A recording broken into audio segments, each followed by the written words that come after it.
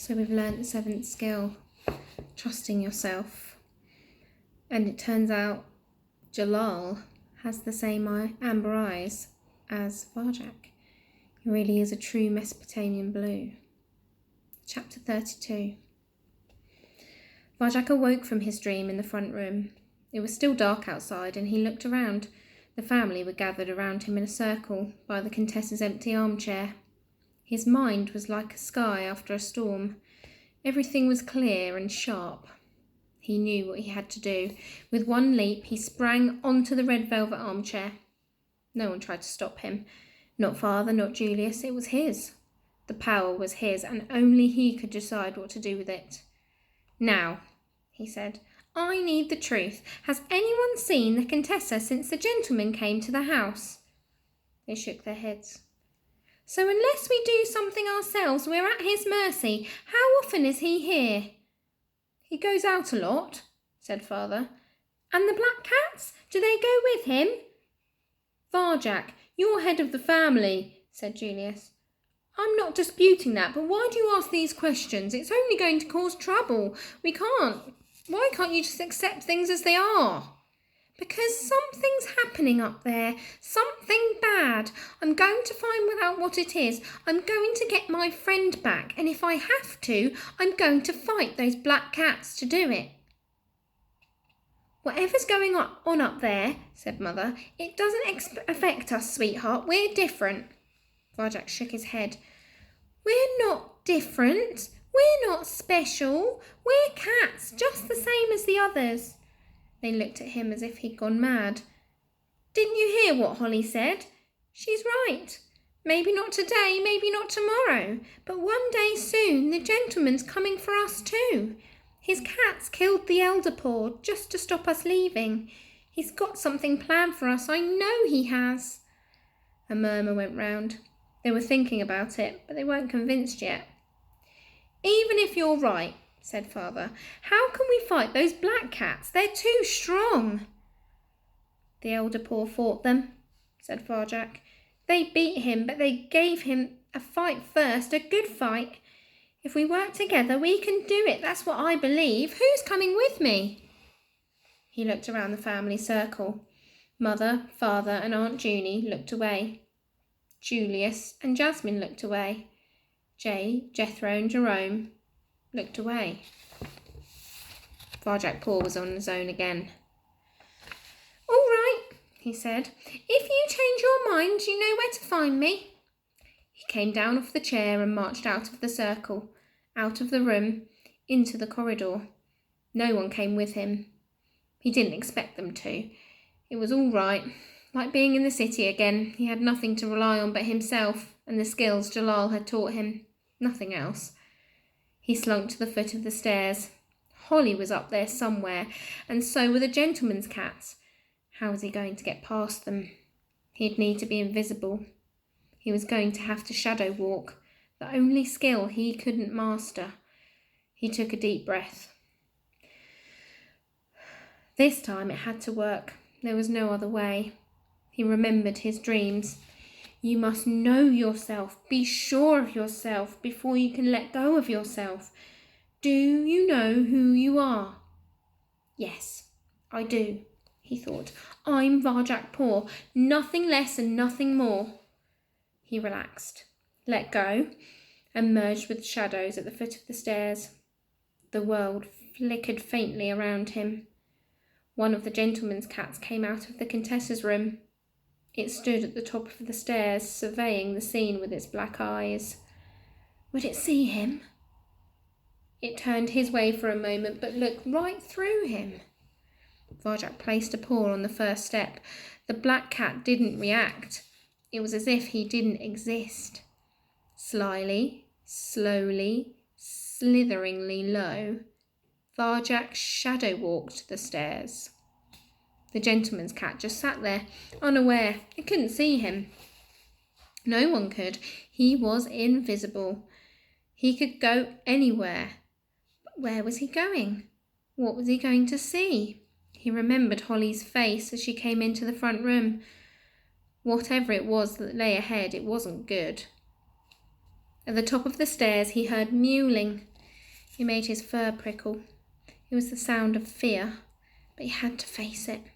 However awful, he had to learn the truth about the gentleman, the vanishings and the Contessa's room. That was the only way he could save Holly. His awareness tingling with danger, Varjak crept past the gentleman's cat and up to the room. Sticking to the shadows so he couldn't be seen, he looked in. It was just as Holly had said. There was a cage in there. It had solid metal door and sharp wire mesh.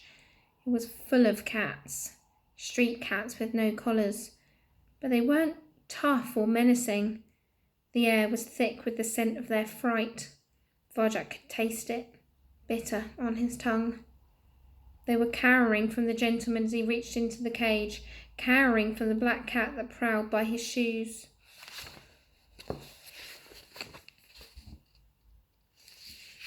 Varjak craned his head right back and saw the gentleman pluck out a tortoise-shell cat from the cage. She was mewling pitifully. So were the cats around her. The gentleman closed the cage door and locked it up with a lever. Varjak had to hold himself still as the shiny black shoes clicked past, a whisker away. The gentleman was carrying the tortoiseshell out of the room, dangling her by the scruff of the neck. The black cat stayed behind, standing guard over the others. It took all Varjak's control to remain there in the shadows. The urge to flee clawed at his chest. The cage, the cats, the smell. It was like a nightmare. But he had to trust himself, be true to himself. Downstairs he had known that it was right to come up here. And it was still right. There could be nothing worse for a free cat than to be locked up in a cage like this. Even if it never affected the Blues, this was more important than family, more important than anything. He had to find a way to release Holly and the others. But where was she? He looked into the cage again and finally glimpsed her in a corner. Holly was all right. Varjak could see that she was talking to someone, a thin, frightened-looking chocolate-brown cat. Was it possible? Varjak looked closer. His heart skipped a beat. It was Tam! There she was, scared, but still alive after all this time. So Holly was right about the vanishings. This was where they ended up. But why? Where's he taking that tortoiseshell? Holly was asking Tam. What's he going to do with her? Tam shook her head. We don't know, but that's the end of her. Once he picks you, it's over. She shuddered. Doesn't take long, said another cat. In the shadows, Varjak's scalp prickled. What didn't take long? What was going on here, and why was his mouth so dry? Can't we get out of this cage? He heard Holly ask. Think we haven't tried, said Tam. It only opens from outside. Even if you could open it, how are you going to get past them? Those black cats are the ones who got us here in the first place. Varjak felt cold. It was that strange sensation again, being watched by something not quite alive, not quite dead. He'd felt it downstairs when he met the black cat's eye. What did it mean? It couldn't be coming from the black cat this time because it wasn't looking at him. Throat tightening, only just holding back the fear, Varjak followed his awareness, and now he saw where the sensation came from. It wasn't one gaze he felt, but many. There were other cats in the room, heaped up in a box. They didn't move, didn't talk, didn't breathe. He looked into their eyes. They were wide open, but they didn't blink. They weren't eyes at all. They were shiny coloured glass, with a black slash through the middle.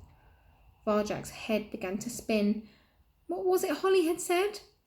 They're not alive. No. They were just like the toys in the city, but turned off. The gentleman came back into the room. He was carrying the tortoiseshell cat, but it wasn't quite the same anymore. It had become totally still. It didn't move, didn't breathe, didn't blink its glassy eyes. It had a new collar, tight around its neck.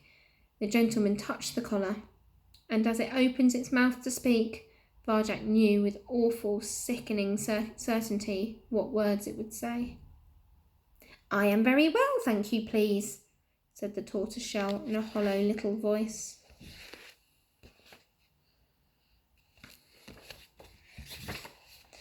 Its smiling head nodded up and down, until the gentleman touched its collar again, and it was still once more. It was a toy cat now, like the others, a perfect, preserved, furry toy that seemed almost alive, because it once was. So were the rest of them. Every last one, not quite alive, not quite dead, not cats anymore, but toys. Varjak wanted to scream. This was wrong. He'd never seen anything so wrong. The gentleman placed the tortoiseshell carefully in the box and rifled through it, counting up his toys. Varjak turned his eyes away from the sight, and the cats in the cage began to howl. So it would seem we know what happens to the cats who vanish. We'll have to wait and see what happens.